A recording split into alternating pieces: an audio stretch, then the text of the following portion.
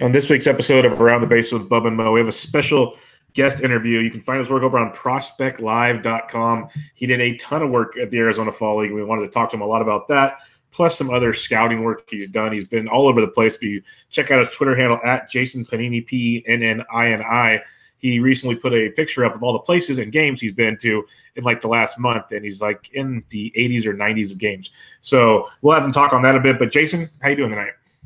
I'm doing great. How you guys doing? Doing well. Good. Before we get into the outline, I did want to ask you about that. You posted you're at the airport or something, and you wrote down all the games you saw. What's it like, just the traveling circus you did? It's sort of a double-edged sword. It's a blessing and a curse. It's great to catch a ton of baseball games, but your life's on the road. I was living in my car essentially, and everything I own, I can fit either into my car or I end up just throwing it in storage and moving around. I've been so many places in the last year. It's been kind of crazy. That's crazy. That's wild, but that's the life of the scouts, especially on the lower inside of things for the most part, especially when you're not signed to a team specifically. Let's talk about AFL. I know you saw like over 40 games in the AFL. What was your overall takeaway from the talent base there? Because obviously we know each team is supposed to be sending some of their upper echelon talent, and everyone knows Vlad Guerrero and all of them. But overall, what was your takeaway from the talent pool?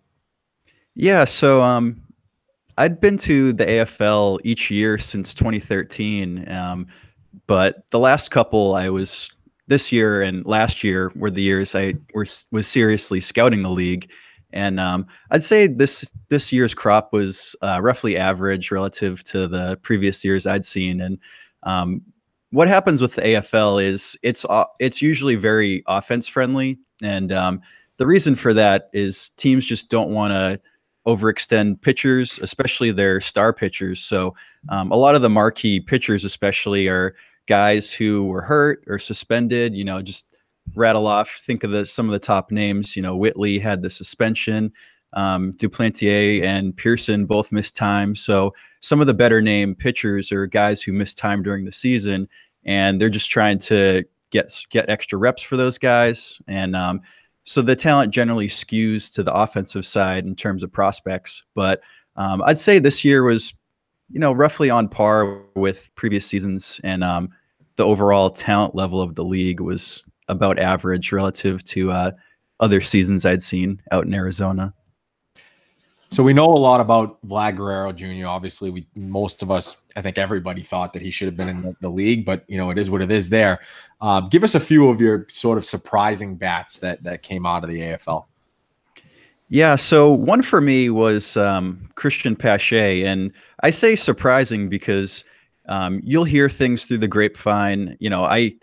As a scout, I try to not read other people's reports or anything like that, but it's kind of inevitable that you just hear things. And Christian Pache is, a pretty highly touted prospect, and you hear things like 70 speed, 70 defense. Like, this guy's a legitimate prospect, but the thing that surprised me about him was just seeing his physique, and he was a lot stronger than I expected him to be. And I think there could be some power potential and projection in that bat. Recently, I wrote up top 25 AFL prospects, and Pache was a really difficult guy to rank because I see a lot of potential variance in his hit tool, and how much that tool develops is going to go a long way in determining who he can be. But the sky's the limit, and this is a potential superstar the Braves have on their hands. I love Christian Pache, and definitely just his physique kind of stood out to me and surprised me. I really thought he was going to be like a kind of more lithe, thin body type, just hearing like 70 speed grades that had been thrown around on him. But this guy's strong too. So that's one guy.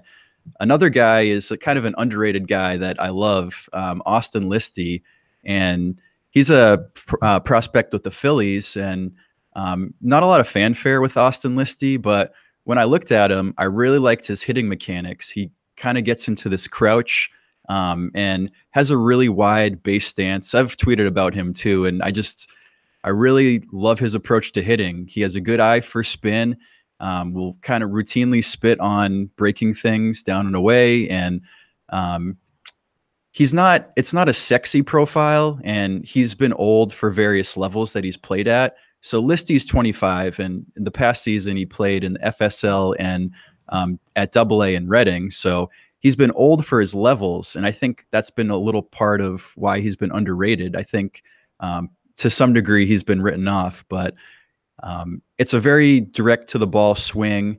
I don't see a lot of swing and miss, and I think he has a chance to be an everyday player and kind of have a bat first profile. So he was another guy that just really stood out to me, and is just a player that I think is a little underrated. Third guy I wanted to talk about real quick is the Rays catcher, Ronaldo Hernandez. And he had a really good year in the Midwest League, I believe, in A-ball this year. But when I saw him out in the AFL, I didn't love some of the things I saw with his swinging mechanics. It's a little bit of a disjointed swing where his lower half is moving forward while the upper half is moving back. And it made me wonder, is this something like I didn't love the mechanics, but at the same time, he's putting up good numbers. So you can kind of spin it as a positive or a negative.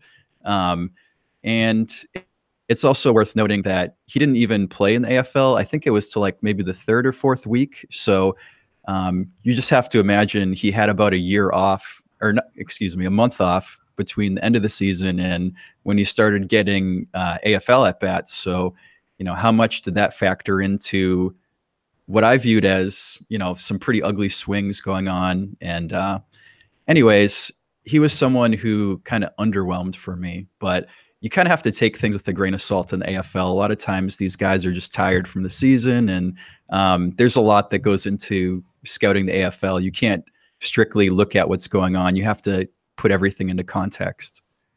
Oh, that makes a lot of sense because these guys are playing way more games than ever played in their life, pretty much. So that makes sense. Listy, I think he's the one that had the homer in the Fall Stars game, didn't he? Late in the game. Yeah, he crushed one. I'm trying. Yeah. That was you mentioned his stance. It reminds me a lot, kind of like a Bagwell type, where it's just low and spread out. It's pretty interesting. Yeah, I think that's a pretty apt comparison. Just how he kind of shrinks the zone and gets low. His ass is sticking out a little bit. Am I allowed to swear on here? Sorry. Yes, whatever you want. Whatever you want. Run wild. I was doing a pod the other day and I dropped like 3 or 4 swears, and I felt bad because then I asked the host in the middle, like, are we allowed to swear? And he's like, I guess you're already doing it. So yeah, let him rip. Let him rip. All right, so you gave us 3 hitters that kind of surprised you in one way or another. When you talk about pitching, and you already said it, and I've heard it many places, how the hitting outweighs the pitching in these, like you were saying, and except for guys that needed the innings. But who are 3 arms that really surprised you? Because I think everyone knew Forrest Whitley, how good he is. Pearson, a lot of people knew. I didn't know him as well, and I got to know him this way. But who are 3 arms that really surprised you this fall league? Yeah, so like you mentioned, this is a little harder for me to come up with, but here's 3 guys that stood out to me a little bit. One is Cubs lefty Justin Steele, and I saw him pitch several times. The first time I saw him was October 24th, and he looked very good that day. I thought he was a possible mid-rotation arm from that outing. There's not a lot of effort in his delivery. He works pretty direct to home. Loved his curveball, and recently I just was tweeting out kind of AFL superlative type things, and this guy is one of the best curveballs in the AFL. I would like to see some of the spin rate data on it, because it just has like that really tight, sharp shape and spin to it. But one of the best in the league. But that day he also had, I thought it was a slider. I was actually going back and forth with people on Cubs Twitter about this pitch, but it was a mid-80s pitch with it also moved to his glove side. So I thought it was a slider, but apparently it's some kind of knuckle changeup. That's what he was saying on Twitter, but that was working for him that day. And the fastball has some pretty good life on it as well. So he was someone who just I had never heard of, and at least on that day, he looked like a possible mid-rotation guy. So in subsequent outings, not as exciting, but still, I can't get out of my mind what I saw that day, which was someone with definite starter potential. A couple other guys I liked.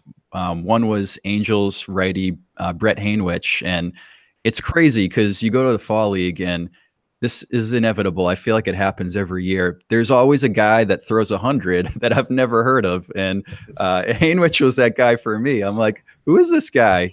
Brett Hainwich, dude's throwing 100, and also had a pretty nasty slider and a changeup. So this is a guy that came up on my superlatives as well as having really good extension. Like if you look at him from the side, he releases the ball way out in front, and just imagine guys throwing high 90s, touching 100, also with good extension. That's only going to help it play up. There's effort in the delivery here. I think he's a bullpen type for sure, but more of like a 1-inning guy. He's not going to be a guy that's going to give you 3 innings, but he could be a closer type, and I think the stuff's that good. So Hainwich impressed, and another guy who I knew about, but I didn't think his secondary stuff was this good, was Melvin Adone with the Giants. And Adone, I saw him in Instructs in 2017, right when I started doing this, and it was the slider really wasn't there. It was basically just a fastball, and even command of the fastball, it was more control over command at that point.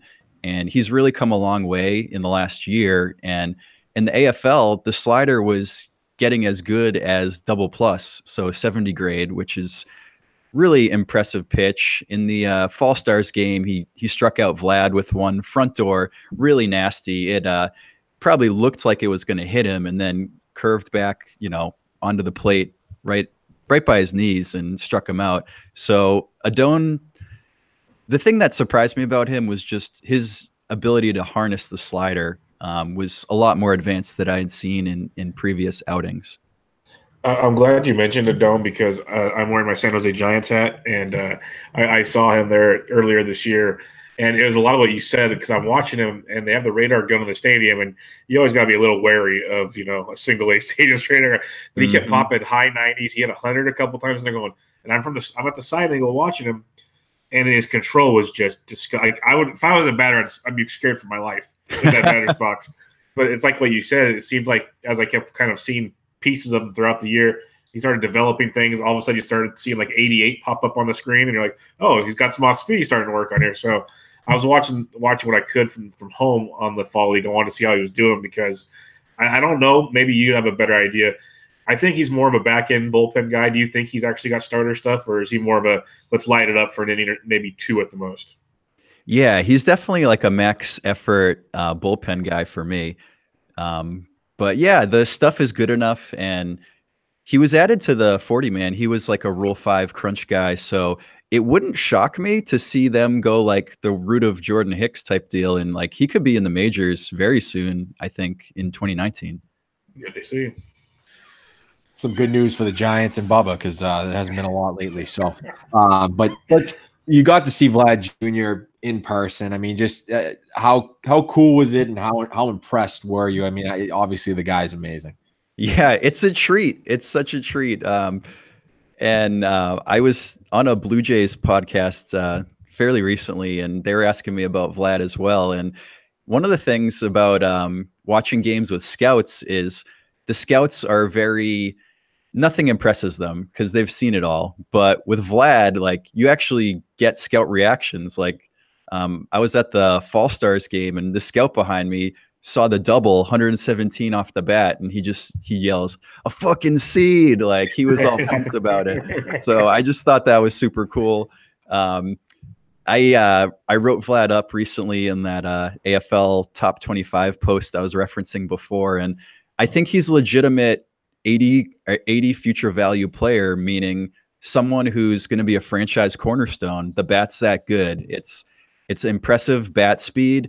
It's impressive barrel control. And I think even more than that, his feel for the strike zone is really, really advanced. And you look at the kid, he's only 19 years old. It's really easy to forget that looking at his body because he's going to fill out, and I think he's going to be huge. I don't think he's a third baseman long term, but if you're getting the next Miguel Cabrera, do you really care about that? I mean, that's the type of production you're talking about, I think, with Vlad.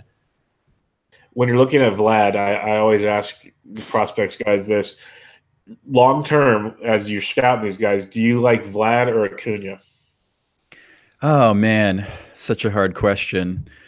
I guess I would go with Acuna due to the defensive versatility, but you can't go wrong. Both of these guys I think are going to be long-term superstars in MLB. All right, let's take a little fantasy twist on this. Outside of Vlad, who we know should be up like the day he's eligible for the extra year, like it's 10 days into the season or something for him. Once Vlad's up, who are a couple other players that you saw, because Eloy Jimenez wasn't down there, and a couple others that you saw down there that should have an impact this season for a major league team, let alone a fantasy team? Yeah, so I think the obvious name here is a Mets first baseman, Peter Alonso, and he spent a good chunk of the year, I think, or may have been the entire season in AAA, and he's pretty much a finished product. I know there were some murmurs about his defense.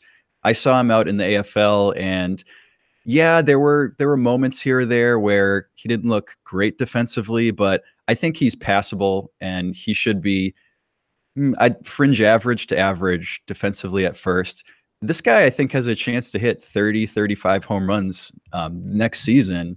And yeah, there may be growing pains. I did see him swing and miss over breaking stuff down and away a decent amount in the AFL, but I think all in all, just his power on contact alone is going to get him to that 30 home run threshold, especially in current MLB with the ball just flying. So he's the first obvious name. Another name, this is like less of a sexy fantasy name, but I'm pretty confident this guy will make it up at some point this season, is Yu Chang, the third baseman with Cleveland. And, this is a guy who's better in real life than fantasy, because I think a lot of his value is tied up in his defense. But, he could be a 50 bat, 55 power type. And depending on the depth of your league, people in deeper leagues, this is a guy who might come into play, and it wouldn't shock me to see him, be like a 275 guy with 20-ish home runs and at maturity, something like that. I don't think that's his production next year, but I think that's who he could become. All right, let's get I need to ask this one question. You already threw a Giants guy out there. I know my Boston Red Sox won the World Series, but this is a pivotal year for the farm system. It really is, because we get a lot of guys coming up, free agency and whatnot. One guy that I'm not going to talk about, Bobby Dahlbeck, because I just don't I don't value him a lot. I know he's got the power there and whatnot. Tell me about Darwinson Hernandez. Yeah, I saw him a few times in AFL. The stuff is nasty. It's I'd say 360 pitches in his fastball, his slider, and his curveball. And there's some things to like. There's also some things not to like. He's a really good athlete. The arm speed is electric. I had him on my AFL superlatives as one of the top 5 best arm speed.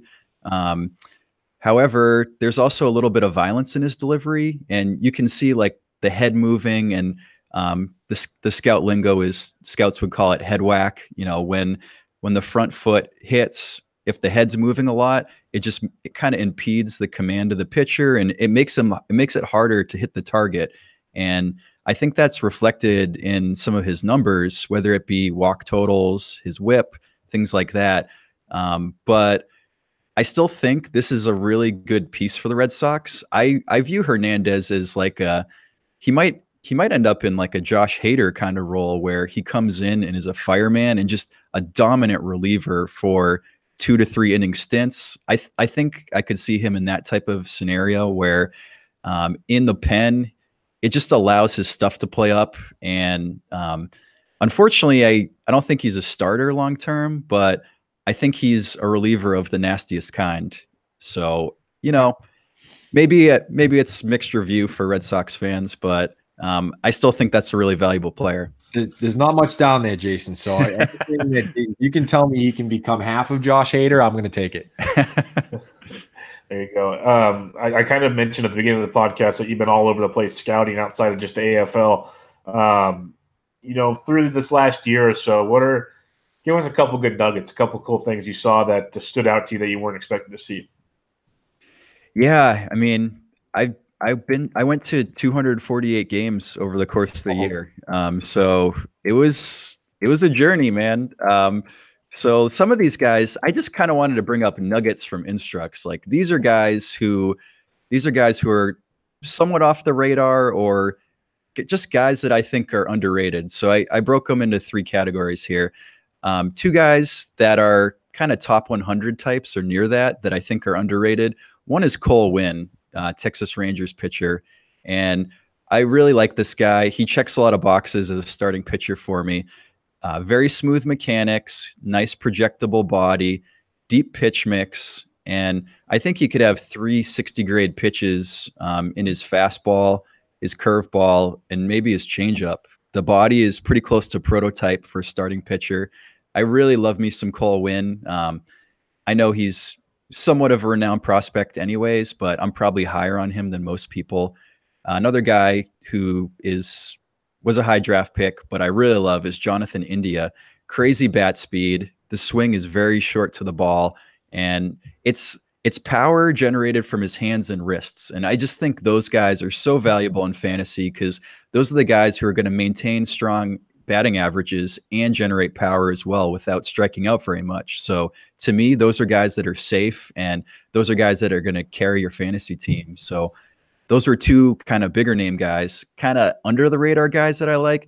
Here's a Red Sox player, Antonio Flores, the shortstop, third base type. And I saw him out in Florida Instructs, really advanced approach for his age. I loved how he'd choke up with 2 strikes.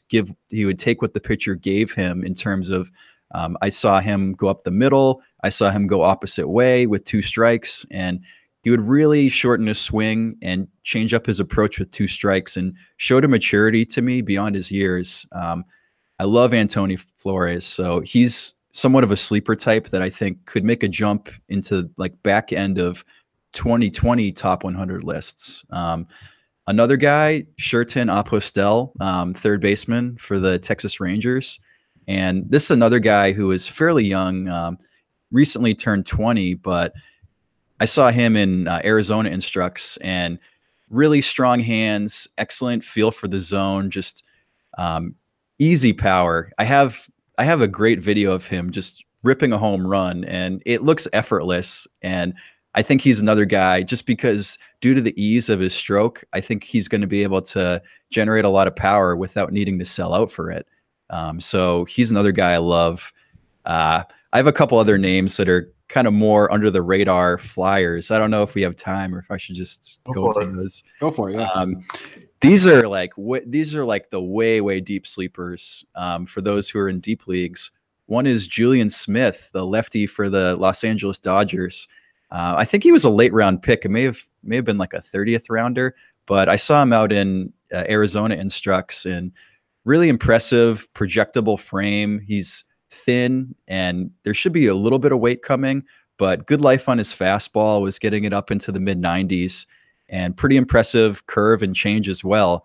So he's a guy, if you look him up on Baseball Reference, literally has no stats. Like he only played in Instructs. So he's way off the radar. So that should be good for people in deep leagues. And the other guy who's barely played was a 6th round pick for the Kansas City Royals, Zach Hawk, and very similar to Smith in the respect of projectable frame. Both of these guys are 6'4", really thin. So you're hoping a little bit of weight comes, and maybe they get a little extra or become more durable and or get a little velo on their fastball. But Hawk was 94 to 97 for me in Instructs, and just also had a breaking ball that flashed plus. So if you can get a guy like that for nothing, either of those guys, Julian Smith or Zach Hawk, maybe they're floating around on waivers in your league, and they're just so off the radar. But these are guys that I think could take a legitimate jump next year.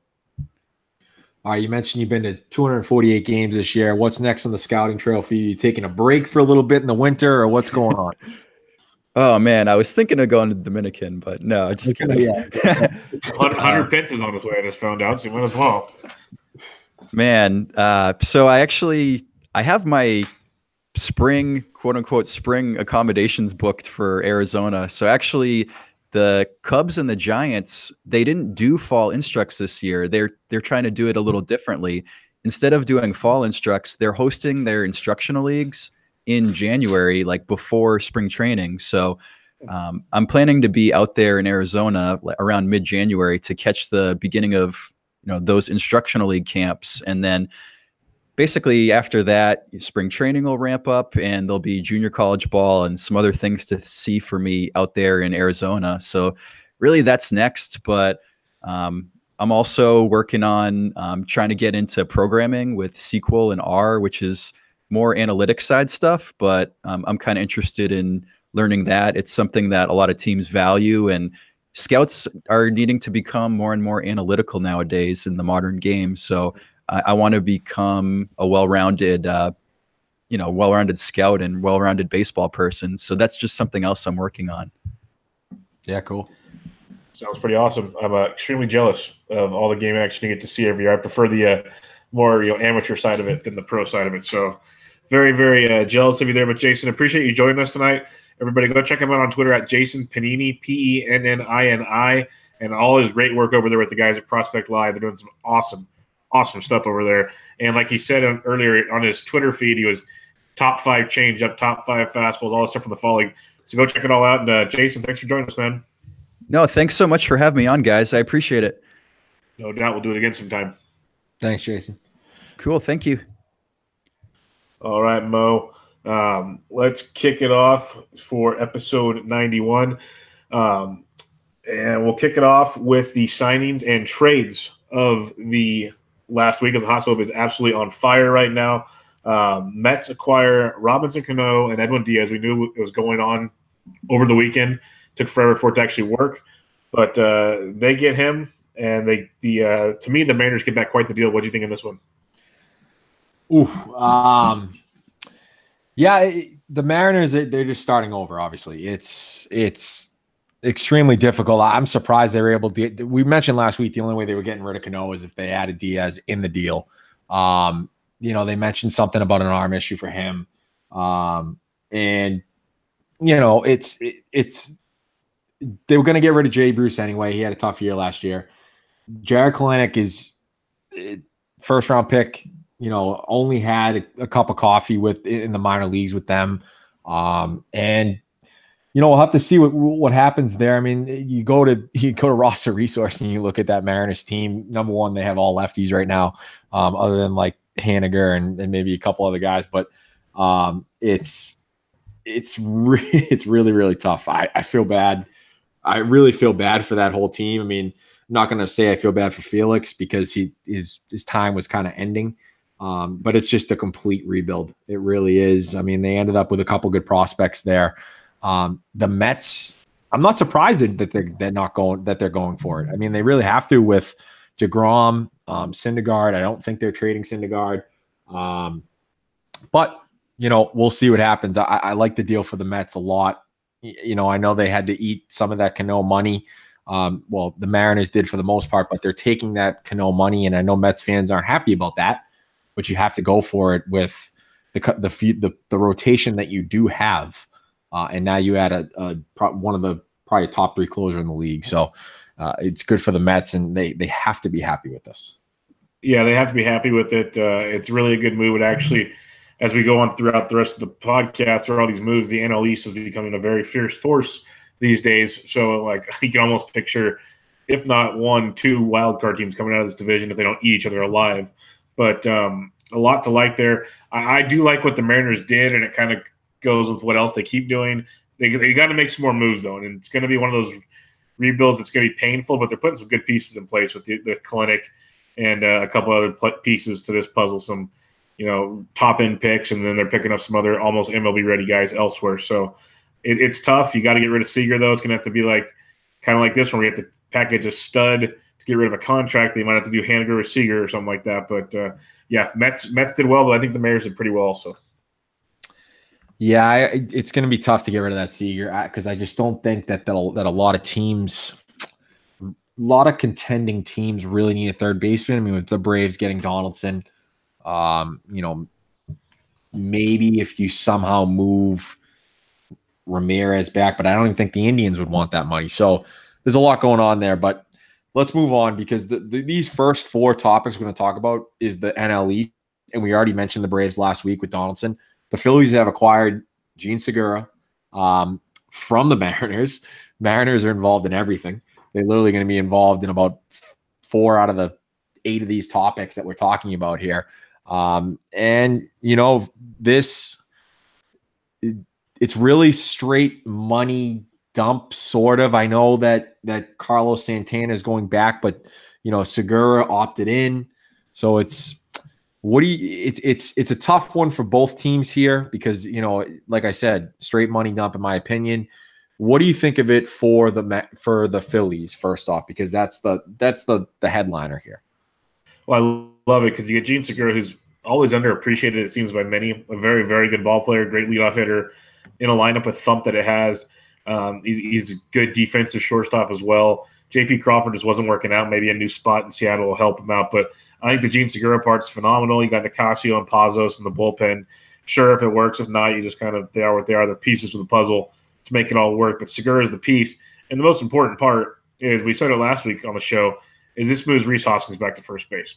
This gives your masher his comfortable little home. So now you can go out and hit 40 to 50 home runs without anything to worry about because he's not to run around the outfield and look like a lost little kid. So I think that's the most important part about this is you get Segura here. And if for some reason you don't get Machado, like if you get him, he plays third. If you don't get him, you still have an all-star shortstop, which you did not have before. So I think this is a great move. He goes with Cesar Hernandez. You got Scott Kingery still there. There's a lot to like about Segura coming here. I like this one a lot. This does not stop, like you said, that doesn't stop the Phillies from signing Manny Machado at all. And in fact, I think Manny Machado has to understand that he's not playing shortstop for any team that he signs with. The White Sox are a team.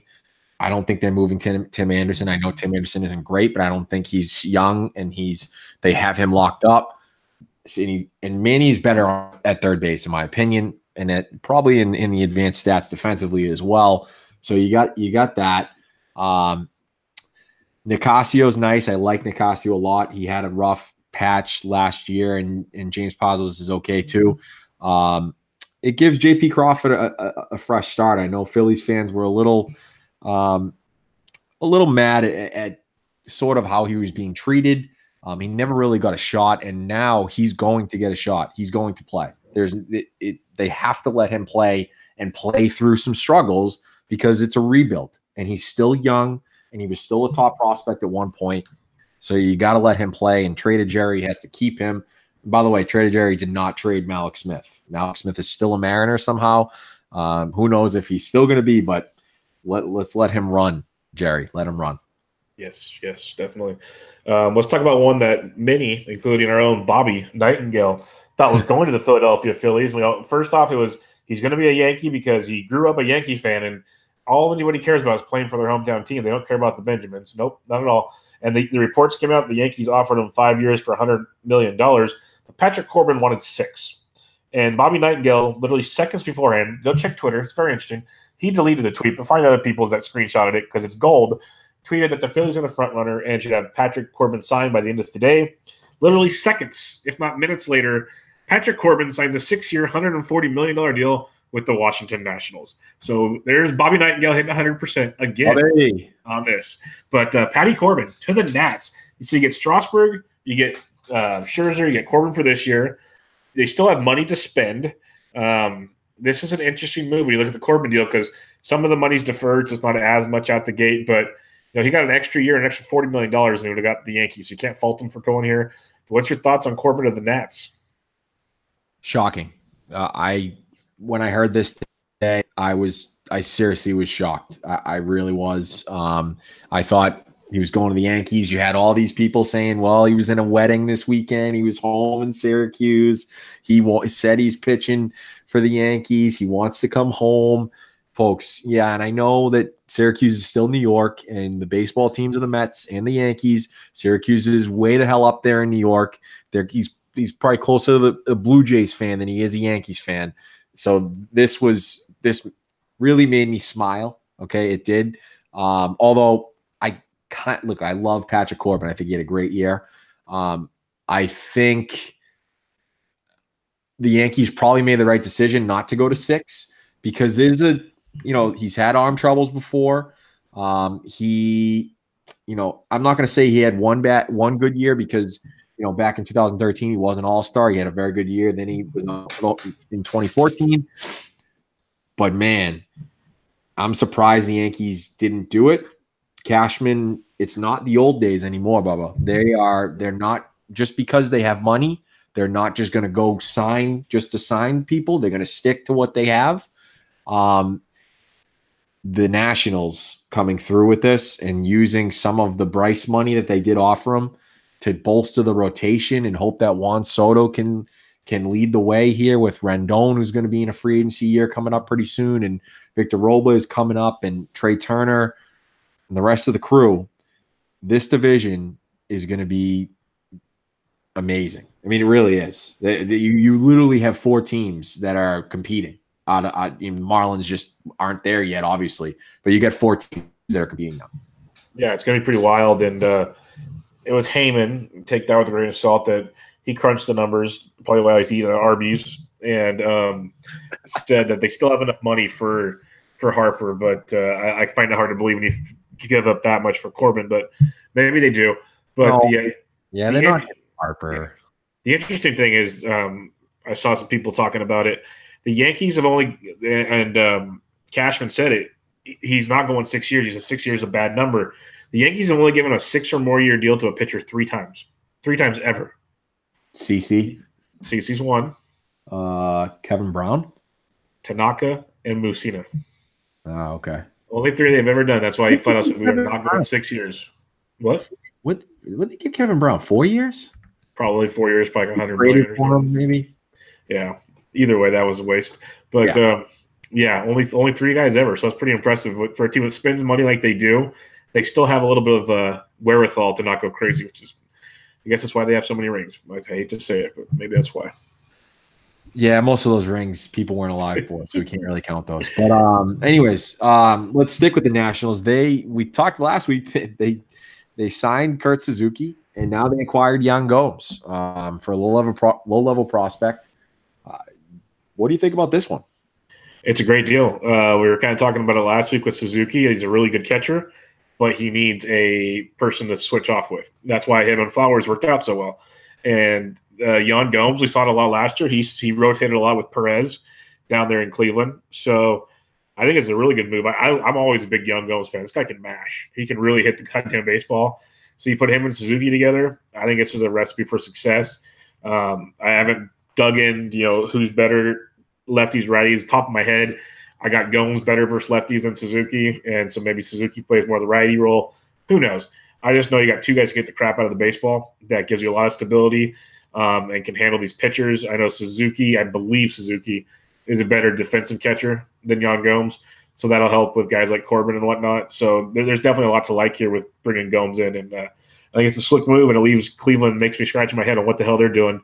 Traded Mejia last year and trading Gomes now. Their catcher's pool is very limited. They had to make a choice to get rid of some money somehow, and they chose to get rid of Gomes. You are right. He can mash. But I think the price there, I know they've got Perez there, and they'll probably go sign another sort of filler catcher is what they've decided to do. And the rest of their lineup, they've got Lindor, obviously, Ramirez, Encarnacion, Yonder. And then they're just going to go with Roberto Perez and hope for the best. He's a very good defensive catcher to control that rotation. And, we'll see what they go get in terms of another catcher. I think a lot of people with the Mejia trade, they went and traded Mejia, maybe their future catcher, but a lot of people think that he's not going to stay a catcher, and they ended up with their closer for this season. So I kind of throw that Mejia thing out, but they decided to save money at catcher because they felt that defensively, that's really all they need is a good defensive catcher. And if Perez can, somehow give them, as I'm trying to get to him, get to his Fangraphs page real quick. If he can somehow give them something, like 2017, Yeah, he only batted 207. Give them 10 homers somehow. You know, that's all they're going to ask for, and that's all they want. And we'll have to see, you know, otherwise where they can save money, because they're probably not done either, unfortunately.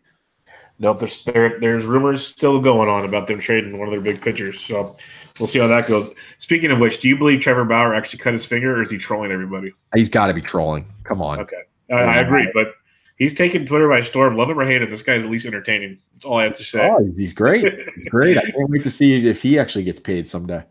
Well, I love how he had the balls. Well, maybe balls is the wrong word, but he came out and flat out said, if you want to be a smart businessman, you wait one more year, then you trade me for the most money you can get.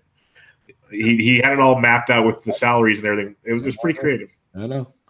All right, White Sox, Mariners, another trade.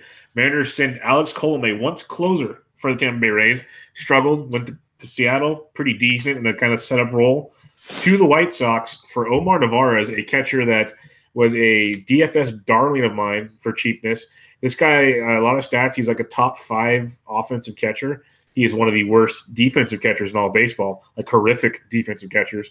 But when it comes to hitting, this guy can hit the baseball, hit it well. So I think it's an interesting move. It's kind of odd because you trade Zunino, which you needed to salary-wise, and get that, who could hit the baseball, but was a better defender than Narvaez was. So I guess we'll see how it goes, but it's, you know, Dipoto doing it again. Got Colomé to the White Sox for Narvaez, and it does save him some cash this way. Wellington Castillo will be the full-time catcher. Obviously, he was going to be anyway, but he's back, so they didn't really have, you know, Navarro is going to be the backup catcher. And now Colomé is their closer. We'll have to see if they send any other money. The Mariners are saving, you know, roughly $7 million, give or take, whatever happens in arbitration with Colomé, and now the White Sox have him for 2 more years, where if maybe they don't win, they can go and flip him for another prospect, you know, because we all know at the deadline that bullpen is a huge need for any team, especially with the way, you know, playoffs are going with the whole bullpenning and get them out early and whatnot. So it's, you know, the Mariners, whatever, but good trade for the White Sox. Let's see if they can kind of follow up on it and, you know, maybe push this year to be that thirds, maybe even push for second if they make a couple signings in that division, because it's not hard to do right now. Yeah, that's what I was going to ask you. I was wondering which contender Colomé finishes the season with next year. I'm going to see it's coming a mile away. You know, that extra year of ownership, or a team can own him and get some more prospects or better talent back for him.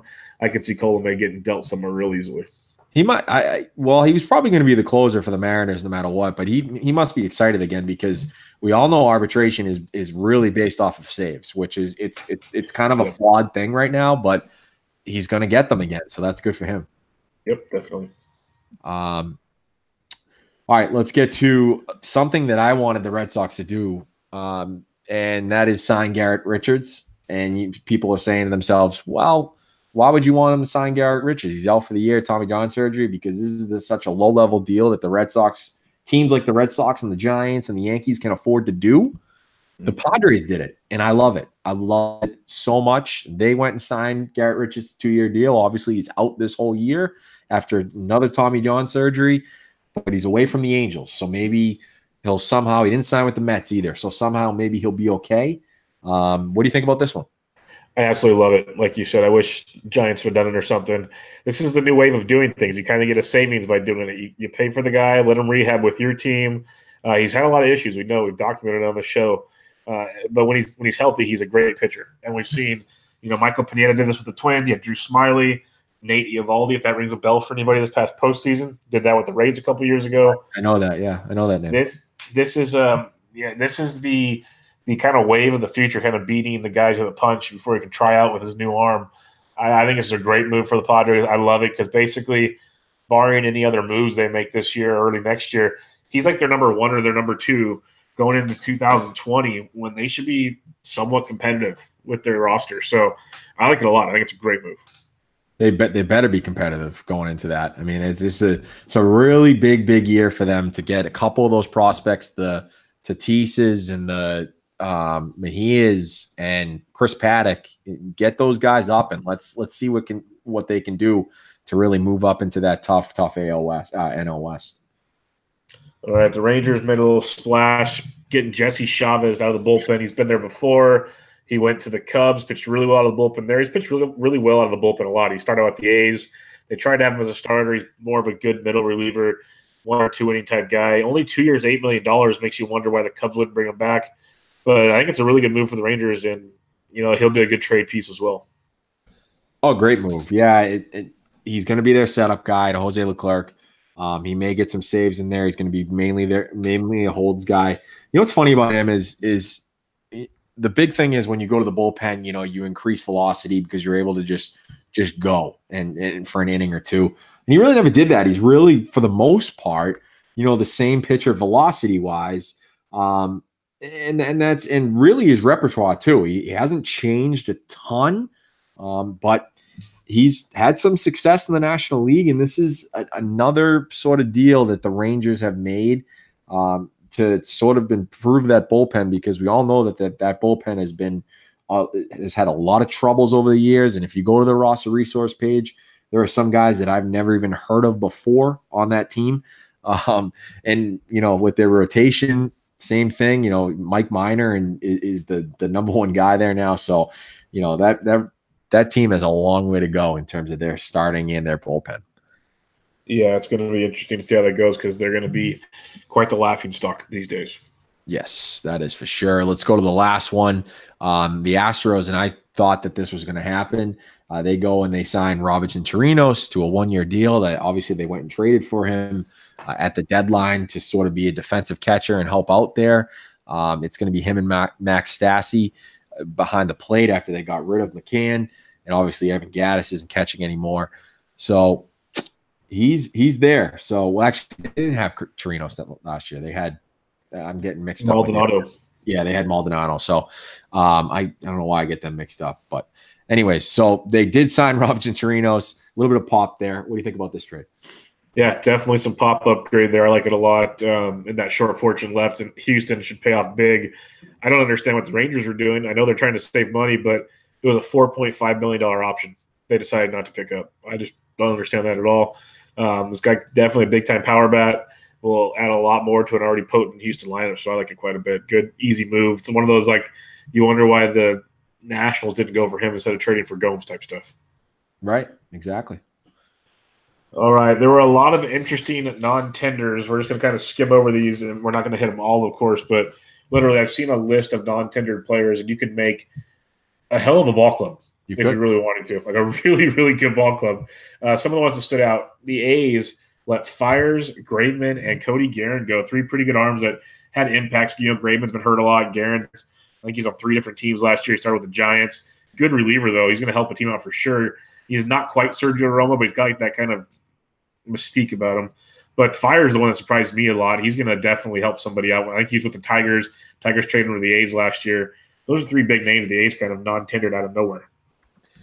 Yeah, the Fires one, I'm a little bit confused by. I get that he was going to make almost between $9 and $10 million for arbitration. I'm a little bit surprised by it because this is their rotation, quote unquote, right now is Daniel Mengden, Frankie Montas, Chris Bassett, Aaron Brooks, Paul Blackburn. Not good. Not a lot there for a team that has so much momentum after last season. They got the manager of the year. They've got enough bats, that is going to compete forever. I mean, really, the way it's looking right now, they're your guys, and they did win that bet for you, even though half the team was hurt for the Yankees, but they are there. And yeah, I have to think something's going to happen here, whether it's a Keuchel or there's got to be a front end guy, because AJ Puck, they're not going to really rush him per se. It might be up in September. And then it's Jesus Luzardo.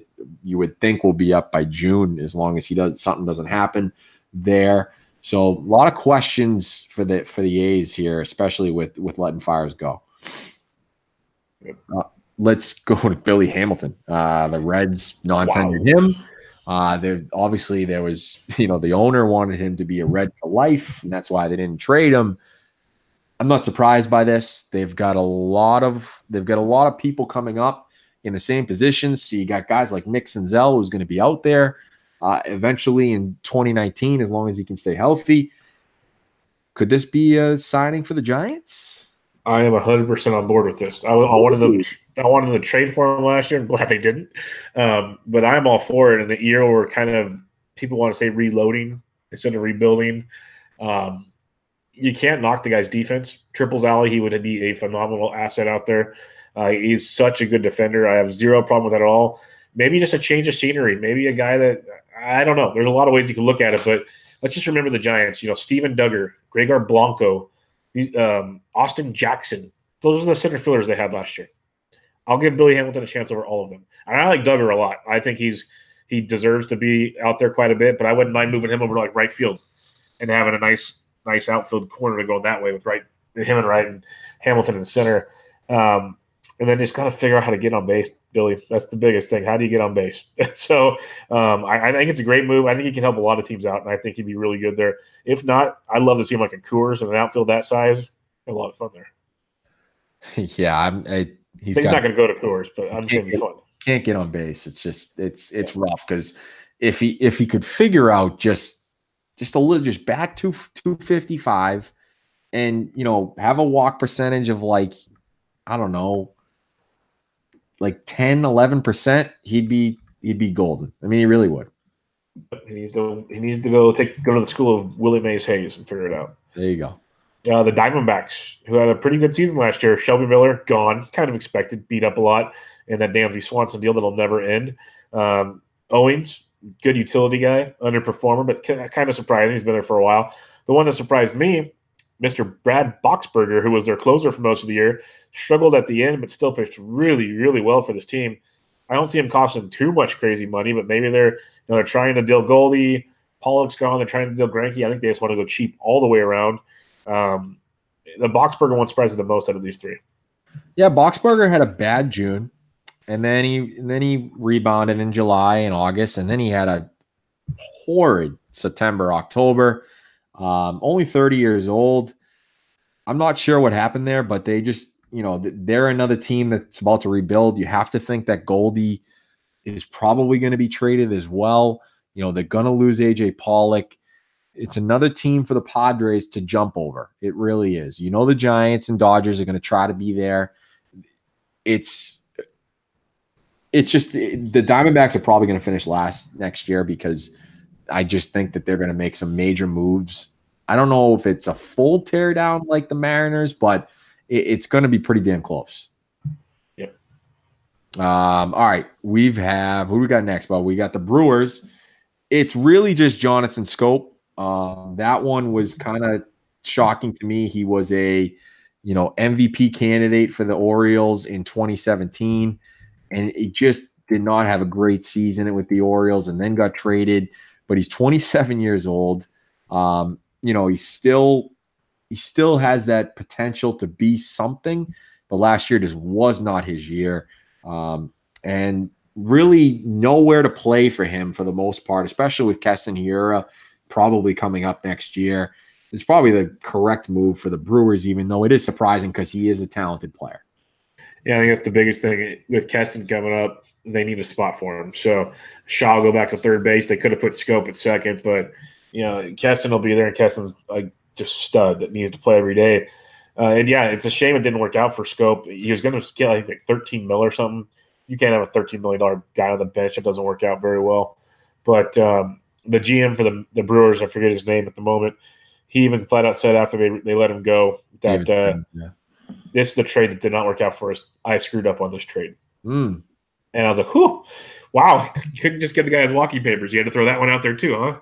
Nice of you. So, yeah, he's going to make some team very happy. Very, very happy. Second base, third base, he can play both. Kind of be a, maybe even a 4-day utility type guy that can swing around the infield. Scope's going to find that power. It's there. He just needs to work a little bit more on plate discipline. And he's 27 years old. He's still trying to get in that prime. Some teams are going to get him at a discount this year because he's going to have to kind of eat some humble pie. But he could definitely have an impact somewhere around the diamond for somebody. Was he hurt last year? I don't think so.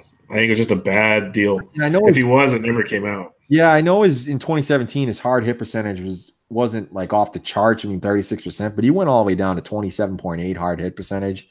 As you mentioned, no plate discipline. I mean, he only walks 3.8% of the time. It just, the swinging strike went sort of back up closer to that 2016, 2015. It just wasn't there for him last year. And I wonder if something, I mean, I guess losing with the Orioles probably takes a toll on you, but you would think you'd get, sort of rejuvenated when you move to a playoff contender like the Brewers, but it just didn't happen. Yeah. This last one here, the San Francisco Giants, just surprised me quite a bit, but made me very happy because it shows me that we're going in the right direction. We're cleaning up the problems and going a new way. Once closer, always basket case, Hunter Strickland is gone. Gorkis Hernandez, who everybody loved, he was a good little outfielder, gone, which means Chris Shaw's probably coming up, means Duggar's got a roll. Maybe Billy Hamilton's got a roll. We'll see. But Strickland gone, Hernandez gone. Very interesting that the Giants decided to part ways with guys that actually had impacts on last season. Yeah, I'm a little bit surprised. I mean, I don't think Strickland, I mean, he like you said, he had impact. He did pretty well. But, there are times when analytics just aren't going to tell you everything. And clearly this guy was an a-hole. I mean, it's confirmed by everybody. And especially with the whole Bryce Harper thing, like he just waits 3 years to try to hit the guy because of a playoff thing. I'll be interested to see where he goes. I would think he would go to a non-contender. That would probably make more sense than anything because this just seems like a locker room issue. And that's not what teams want if you're going to win baseball games. Yeah, most definitely.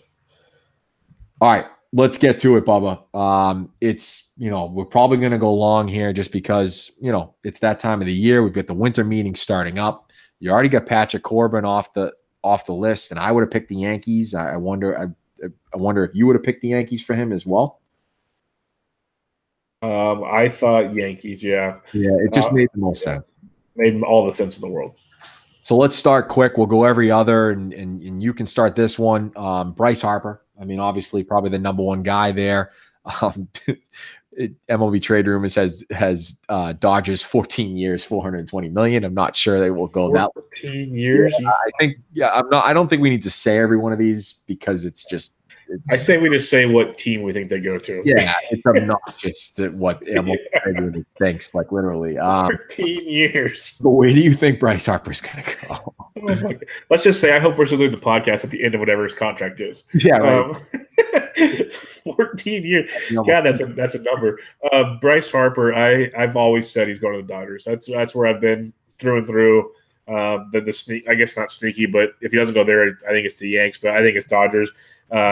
Magic Johnson and company flew into Vegas and met with him the other day. So yeah, I got Dodgers on that one. Yeah, I've always said the Dodgers for him. I've said it all along, and I'm going to stick to it. I do like your sneaky take that if the Angels move to Vegas, maybe Artie Moreno tells them we're going to do it. I'm telling you. Times with the Angels. That would be kind of funny, although I'm not happening. And then the secondary team, I do think would be either the Phillies or the White Sox, because I do think the White Sox are going to – they have to spend money at some point. And I know the Cardinals fans, they want Bryce Harper as well. I don't see it, although – when you miss the playoffs, 3 straight years, maybe there's some urgency there on ownership to go and make a big splash here. See, my thing with Harper is the reason why I think LA is A, they got the money, but B, it could be like the LeBron deal. He doesn't need to get the salary. He's going to get all the deals by living out there. And that's like such a big plus. He's not going to live in other places. All right, number 2, Manny Machado, where you got him?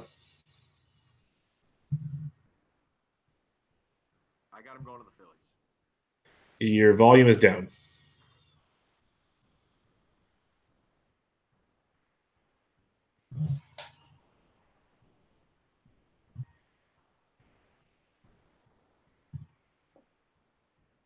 Okay, now I hear you. You got me? You're still quiet.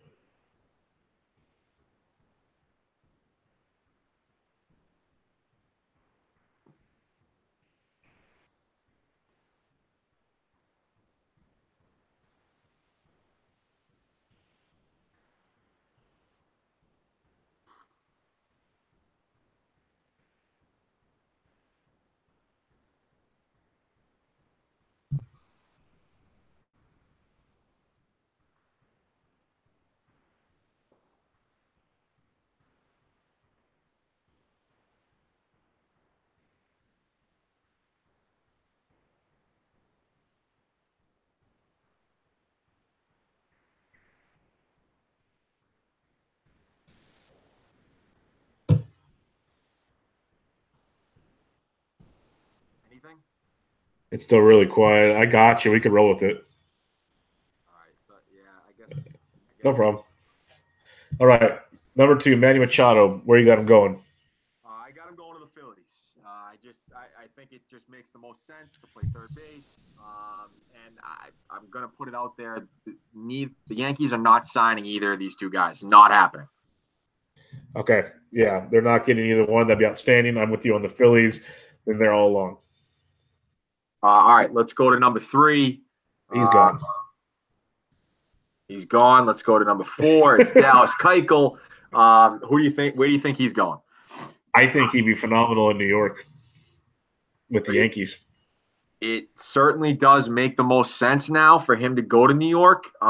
He's a sinker ball pitcher, ground ball pitcher, so that part of the ballpark will be sort of null and void. The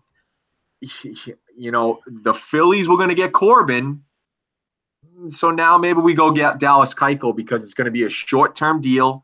Another ballpark that's a homer's park, so his ground ball rate will be kind of huge there. Well, let's just kill 2 birds with 1 stone here. Sorry, PETA.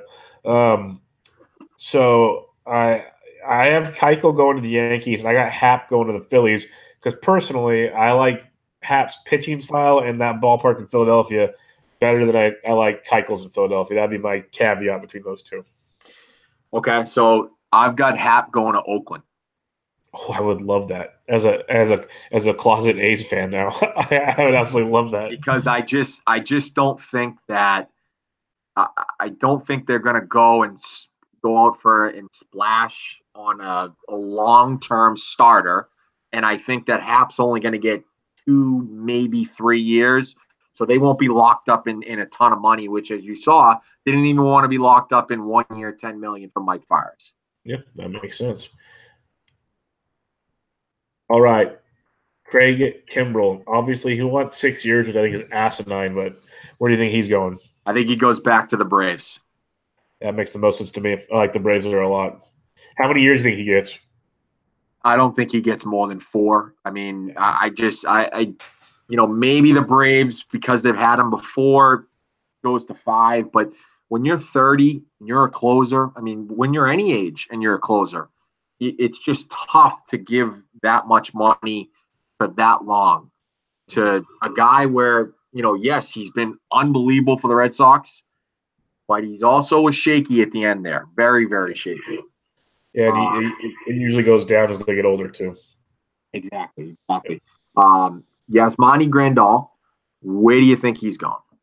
This one's tough. This one's really tough. I guess the Nationals make sense. That's what they have here on MLB Trade Rumors. Outside of the Nats, yeah, I think he's going to the Nationals. That makes the most sense. After they signed Yan Gomes and never mind. That's why I was off of him.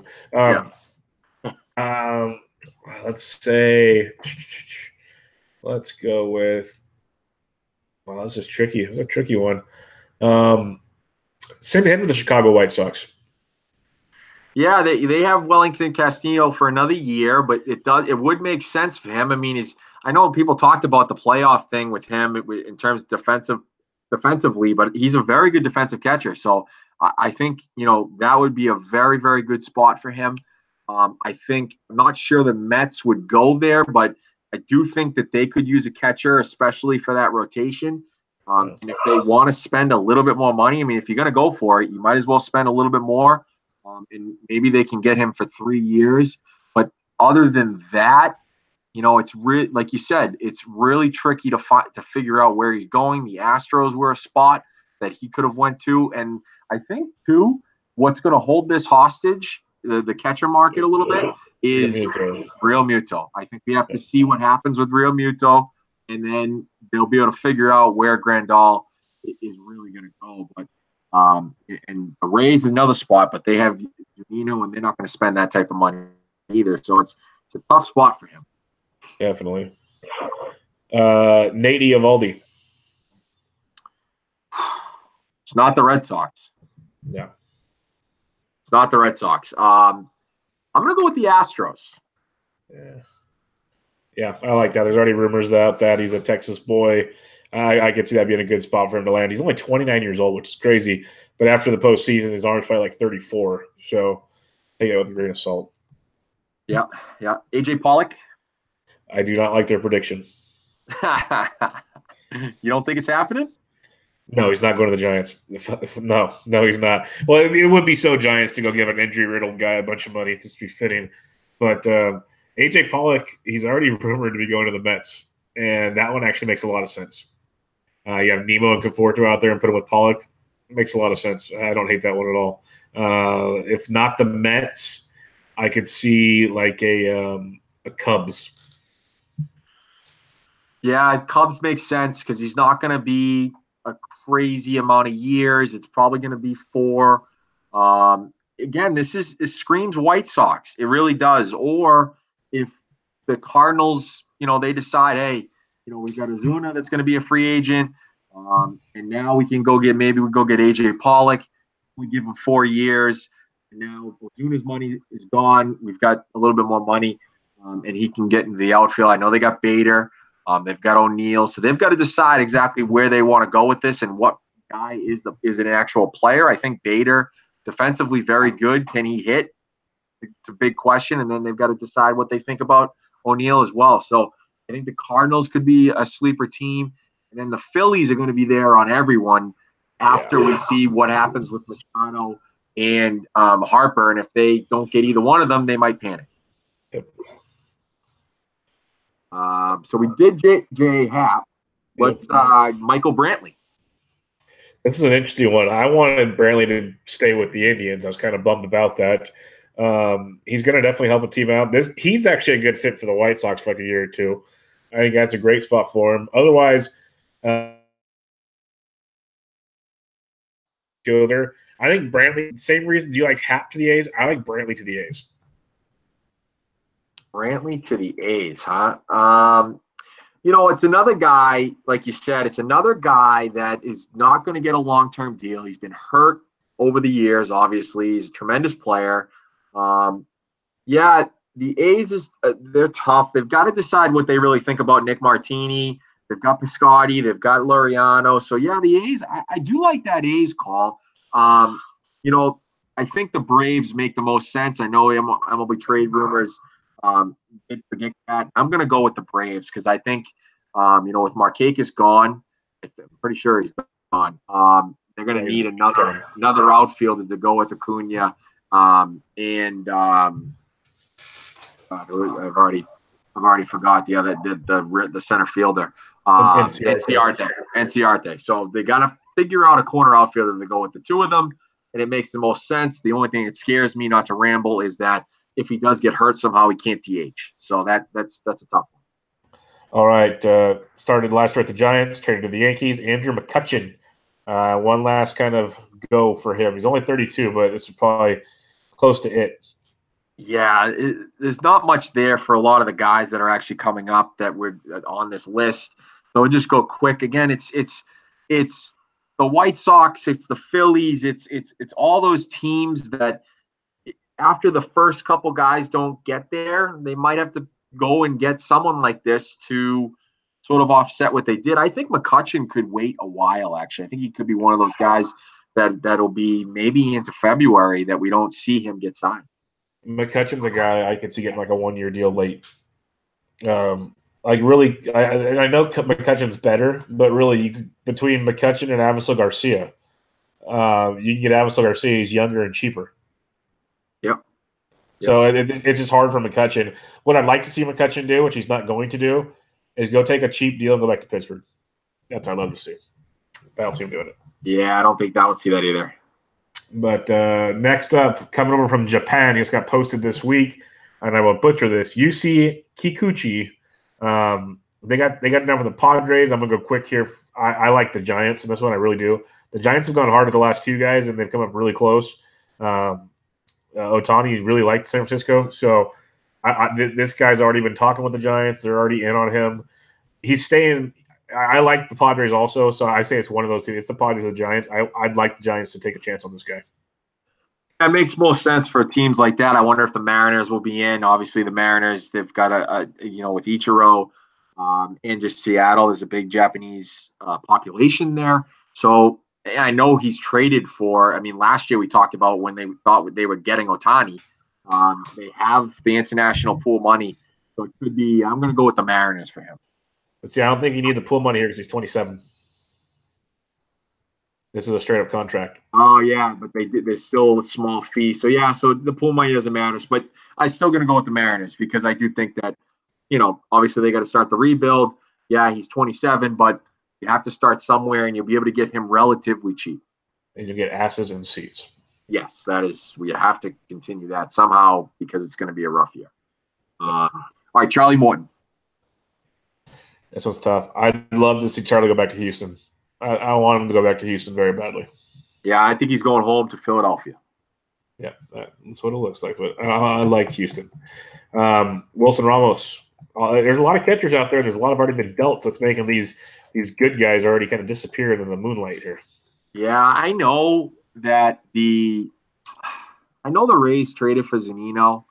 I really want him to go back to the Rays because that would be awesome. I mean, that lineup, if everyone can stay healthy, they're going to be really, really young. He's an older guy. He's good with the young pitchers as well. I would love to see him go back to Tampa. I really would. I really like him going to the Angels. This is a guy that could do really well there for a few years for them because their catchers is a cesspool, so he could help them out a lot. Marwin Gonzalez, Mr. Utility. Love this guy. Yes. I think he's a perfect fit for a team like the White Sox. Or or the Phillies. Like, this is the perfect guy for a team that wants to spend a few bucks for a guy that can play all over the diamond. This is the perfect guy for them. I think one of those two teams would be great.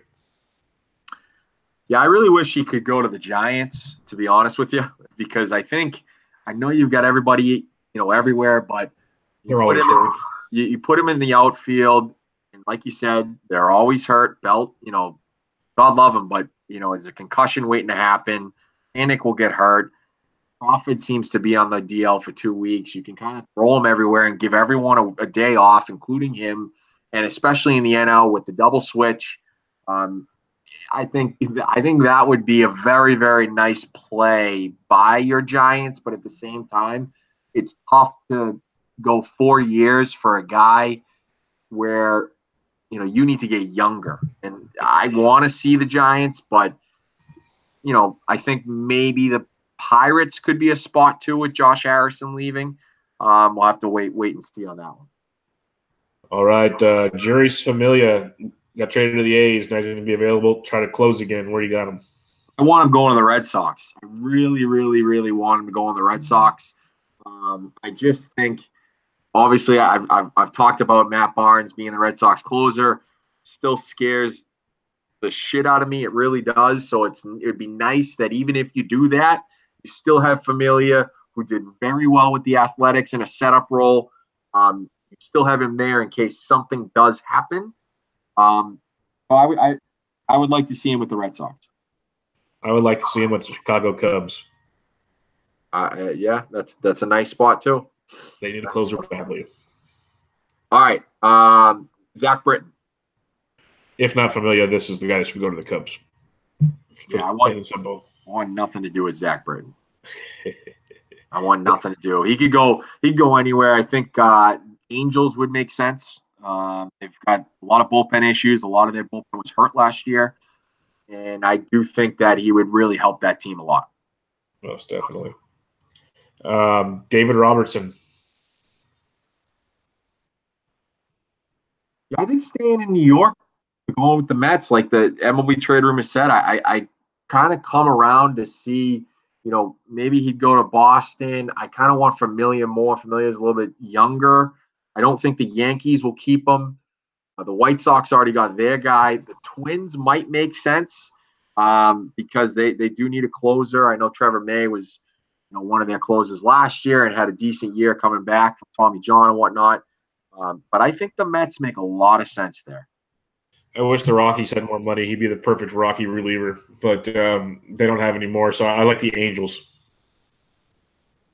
Yeah, okay. Yeah, it's sort of a revolving door with some of these teams here. So yeah, for sure. But Adam Ottavino.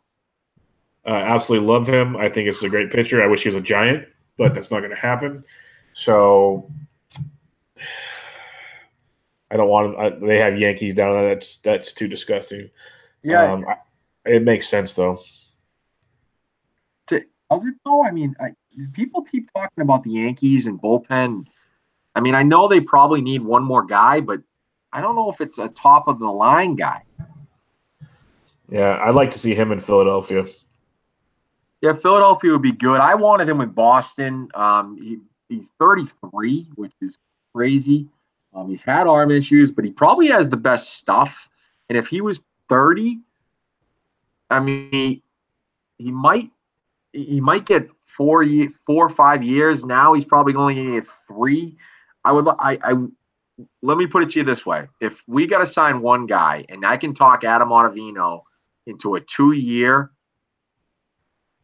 $32 million deal, and we can just give him a little bit more money AAV, I would love him with the Red Sox. The Phillies, like you said, do make sense. I think he's going to St. Louis. Yeah, that makes sense. Yeah, I think he's going to St. Louis. Nelly Cruz.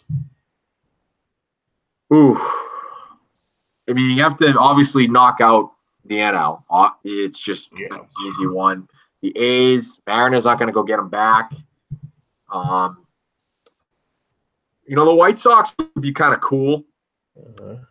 MLB Trade Rumors has the Twins. That makes a lot of sense. I know where you think he's going. Yep. You think he's going to Tampa. Yep. I think he'd be the perfect big brother down there in Tampa. National home runs to cater to the kids. I absolutely love it. If they went and got – now, it's not possible, but if they went and got Ramos, Nelly Cruz, then you go get maybe like a low-level bullpen guy and one more starter like a Mike Fiers. That's not a bad offseason for the Rays. And they have the money to do it. They just won't do it. I know. So they don't have the money. No, they do. But, yeah. I mean, where do you think he goes? I ultimately think he ends up with the Twins. Okay. Because they're still there. Yeah, unfortunately. All right. Any other guys that really pique your interest here? I think they're kind of, I mean, Jed Lowry's a little older. Joe Kelly's an interesting one with what he did in the playoffs. Is there any other guys that kind of pique your interest? Well, not really, because like you said, it's a revolving door. We got a bunch of starters, we got a bunch of relievers. It's like, okay, well, we know the Red Sox are going to get one. We know the Phillies. Like, you can name the teams that are going to get one. Now it's just which one do they get? Andrew Miller is a popular name for Philadelphia and for Chicago. The ones I'm kind of curious about is like Daniel Murphy, Brian Dozier, and DJ LeMahieu, three second basemen. That one kind of gets my attention. But all in all, like, you got Moustakis. It's a lot of guys that are going to have to wait and see on the guys above them to see what they do. Yeah, they got Anibal Sanchez going to the Giants. Fuck. He wasn't that bad, I guess. Trying to talk He was very good, and it's only going to be 2 years. It's not going to be a long time.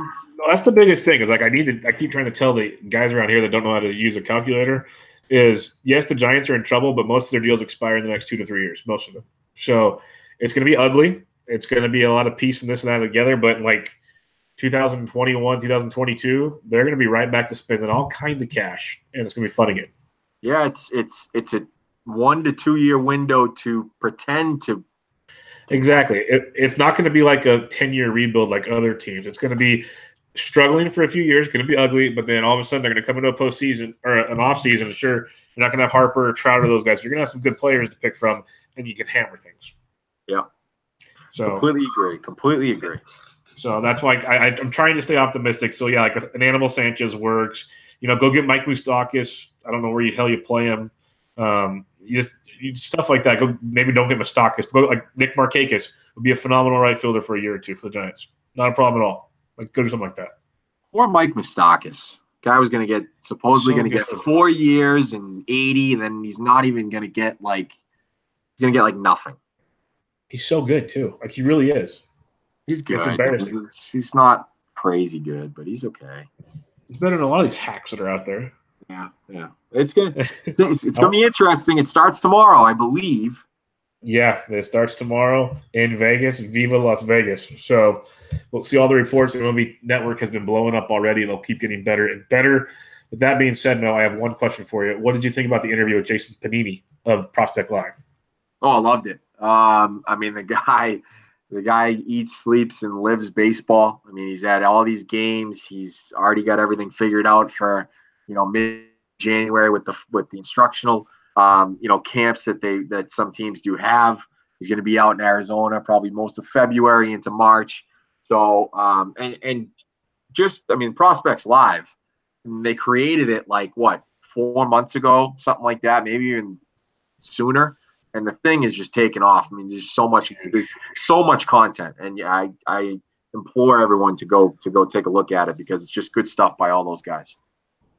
Yeah, they finally did what I wish a lot of the good fantasy sites would do, not the ones that want to charge you out the asshole, but there's so many good free contributors out there. If they just got together and worked on something that could thrive. And these Prospect Live guys, they were all on different sites. They were all super friendly, super good, and they all got together. And this thing, like you said, it's booming. They're pumping out podcasts, videos, articles, everything you can think of. It's amazing. So yeah, go check it out. Really good stuff there. With that being said, episode 91 in the books. A lot of hot stove action. Again, the winter meetings are coming up, like Mo said. You can find Mo on Twitter at Boston_Mo. I am at BD Intric, and the podcast is Around Bases Pod. Mo, any final words?